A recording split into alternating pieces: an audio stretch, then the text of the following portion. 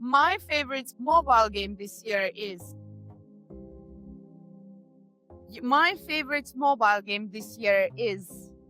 Well, as the new CEO of Turborilla, sorry, start again. I've got to say my sorry now.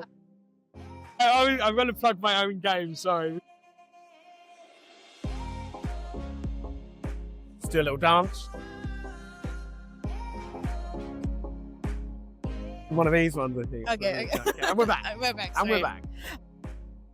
Hello, everyone, and today we're visiting the Gamesforum London conference. I have a couple of questions for our beloved experts. Let's go.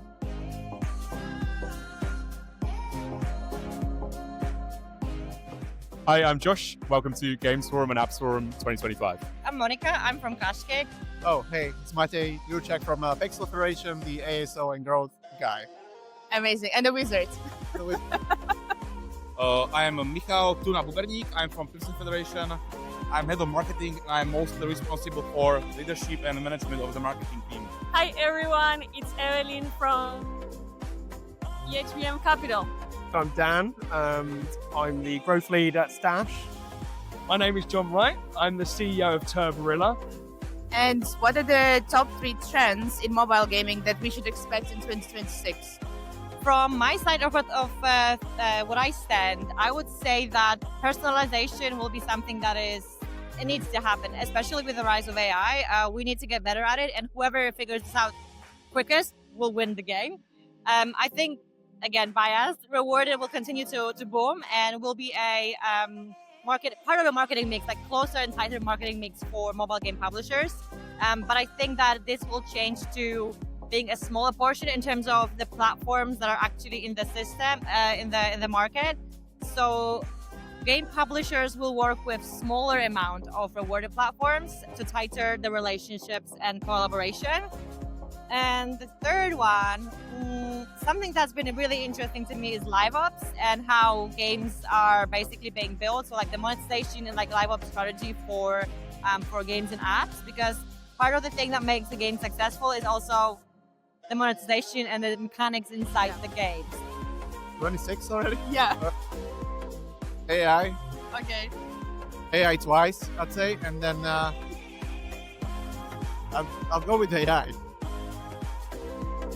Plus, Okay. I guess, 2026. Very soon. And the constant changes Okay. faster than before Okay. because of the AI. So playables, constant changes faster than before, and AI. I will say consolidation is one. I think players are gonna play less amount of games and like better ones. For user acquisition, I think also the channels are gonna be condensed. I think teams are getting smaller, prioritizing like AI and lean teams. Therefore, they are gonna spend only on the channels with the highest ROAS that the team like knows how to manage. And the third one, I will leave it to like the future. Like, let's see what they bring. I'll give you 2 straight off the bat. Okay. First one being D2C, direct-to-consumer web shops. I think that's definitely the future.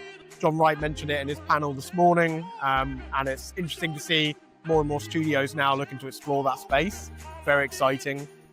Second one I would say is the web payments. Okay. I think web payments as well for mobile gaming, especially since the Epic versus Apple ruling.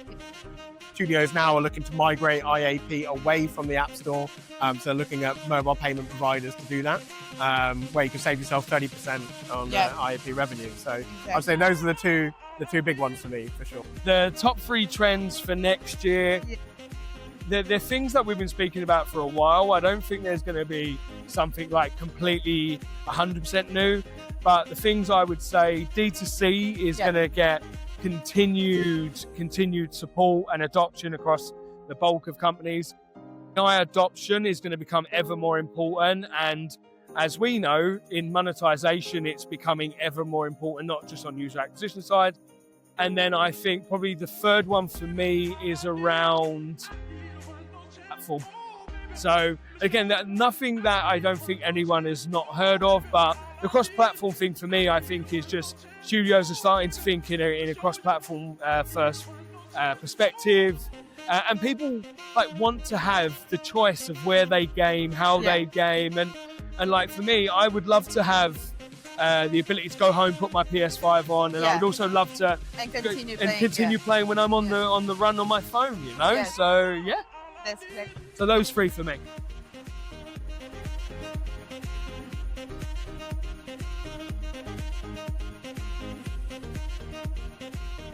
And what do you think, which new markets or regions do you think shows the biggest potential? I can only say what I've been told Yeah. from different sources, and I've been told about the Pakistani market. Like this is the only, like we should keep an eye out for that one.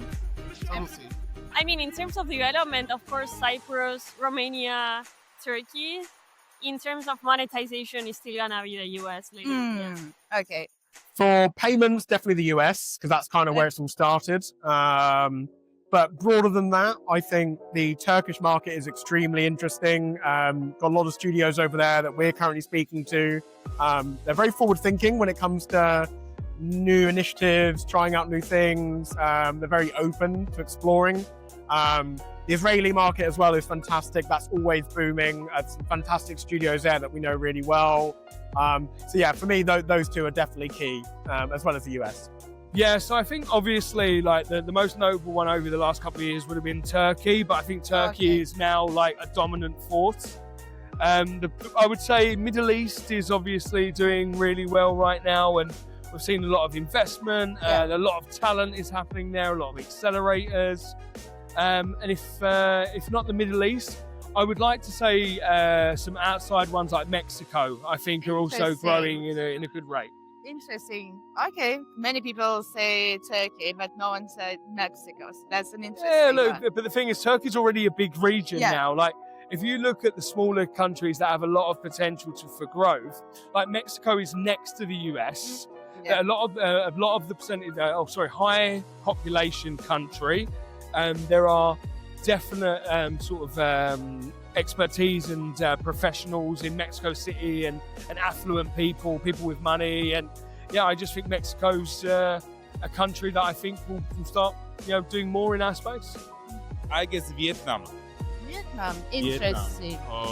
Have you been to any conference at Vietnam or events? No, but this year Vietnam is pretty emerging and on the rise up. Okay. And I guess their government will be much more open than Chinese government, and a lot of Vietnamese companies are entering the gaming market, and I guess Vietnam will be the thing. Okay. Interesting.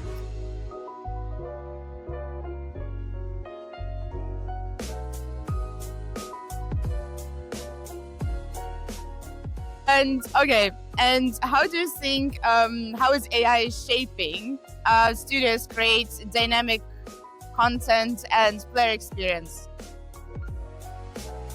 I can tell from our perspective, it's still have been speeding up the process quite a lot. Okay. And it also offers like new options, like how to get from point A to point B much quicker and test out different concepts much quicker. So it can allow you to fail fast and you can move on to something else or build on top of that success.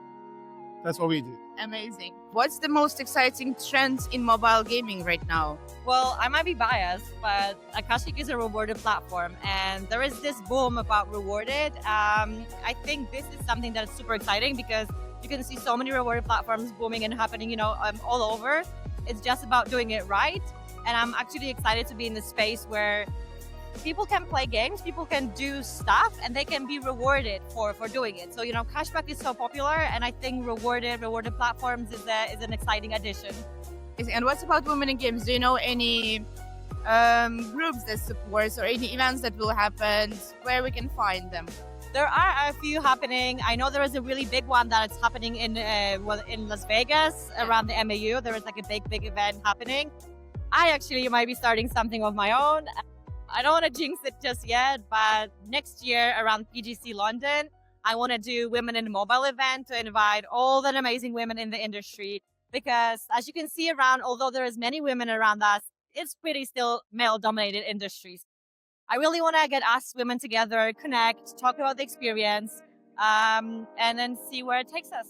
Amazing. We'll wait for some invitations. Amazing. I think for women to succeed, it's less about community and more than just working, just get the job done. And I find that they respect you. It's not about oh, you're a woman, you're gonna be disrespected or disregarded. maybe it's like too, I don't know, small thinking of me, but like, I think if you put the work on, like you have your personal brand, you have like probably thousands of people like listening to your podcast and like seeing your content on social media. For me, it's the same. For me, like I built up like an M&A firm from scratch. Yeah. So I think there's place for women. It's just like get the job done and focus less on like Or party with us. What thing? Or party with us. Yeah. The biggest challenge facing mobile game developers today is Unit economics. Competitors. Quality. quality. Okay. Not being able to decide or move or action things as quickly as they'd like. I think where studios now are being acquired by bigger studios, there's a lot of red tape. That's, I think, stopping some of the smaller studios from being as agile as they'd like to be. And a successful conference for me is when I get to meet great people. I meet cool people. I've met new people that can help me to be better in strategy. I would say it's a combination of business and pleasure. You've got to have fun. We work really, really hard. We meet people. I'm already losing my voice. And it's not even 12 o'clock. It's 12. Yeah, it's just 12 o'clock now. So you can tell my bosses I've done a lot of talking today already. But yeah, definitely, it's one thing I love about conferences is you get the mixture of people wanting to let their hair down, but people always want to connect and meet new people and explore new conversations. The knowledge sharing is fantastic. Sometimes you're chatting to people where there's no direct business to be had, but you unlock completely new doors that you never knew you could go through, where you're like, oh wow, we've got a partnership potential here with something I like. And a successful conference for me is when... I remember it. Thank you so much. If I could change one thing about the mobile gaming industry, it would be... Bring more fun. I think noise. I mean, the industry has been there for like maybe 40 to 50 years, if we think about like the early days of gaming. So I think there's like lots of noise. I think they could just make it simpler. Like if you look at the app market, consumer apps are way simpler to manage, market, and everything. So I think games can be simplified.